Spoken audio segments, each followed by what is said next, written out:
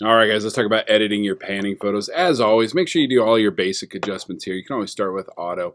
One of the things I'm noticing that we're not doing a lot of on our photos is cropping. So make sure you're always cropping every photo. Every photo, almost every photo, needs some cropping. Remember, you can always zoom in on your subject a little bit through cropping. Cropping gives you these nice rule of third lines that you can use through cropping.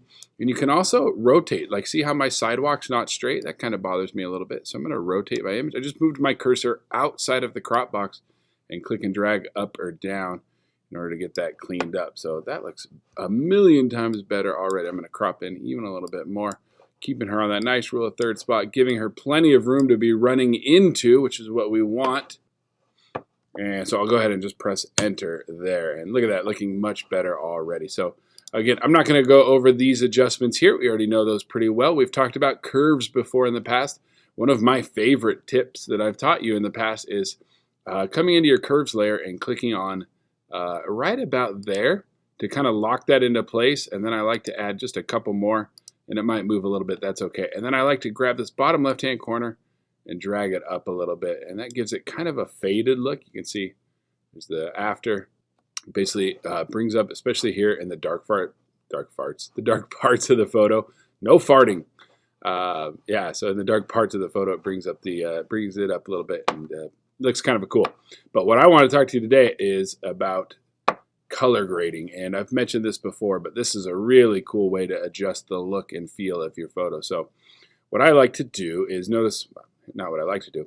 Notice here in color grading, we have midtones, shadows, and highlights. And what's going to happen is I can change the color of the dark parts of the photo, the bright parts of the photo, and the middle parts of the photo. So like if I came and put all of these to blue, it's pretty much going to make everything in the photo bluish. Now, it didn't make things actually blue. It just added a blue tint to the photo.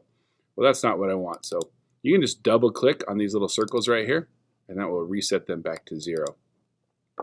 What I like to do is I always will do shadows and highlights. So what I'm going to do is start with the shadows, and what I do is I bring it to full all the way to the edge. That's the most intense blue I can get. And then I like to grab this outer circle, and I like to, without looking at this, I like to move this around and stop when I see a color or a feel that I like, that like, oh, that looks good. And so I'm not even worried about what's happening here. I'm only looking at my photo out here. I'm just going to keep coming around. And I saw a couple that I liked. I kind of like that right there. I even like the green a little bit. I think that looks kind of cool. Maybe it's just because there's lots of green in the photo.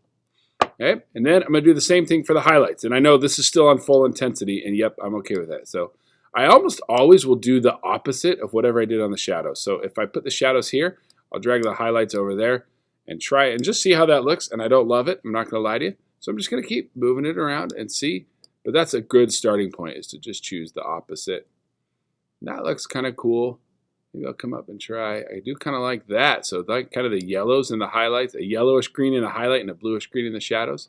That's kind of cool looking. I kind of like the looks of that. Now, it's too much though. It's a little over the top, right? So now I'll leave that there, and I'll come in and I'll just drag this dude down and just kind of find a good balance where I'm still getting that effect of the yellow, but it's not quite so much. And then same thing with the shadows. Let's go back. Here's our before and our after. That's looking pretty good, pretty good. And I will not always do midtones. Sometimes I will, sometimes I won't. So let's try it all the way up to 100%. Drag it around. See if we can find a color that we like. I actually kind of like that right there, a little bit of a bluish purple. I might come back to that, but I want to make the full circle here. Red doesn't look too bad either. Well, I kind of like yellowish, that yellowish green again. Dang.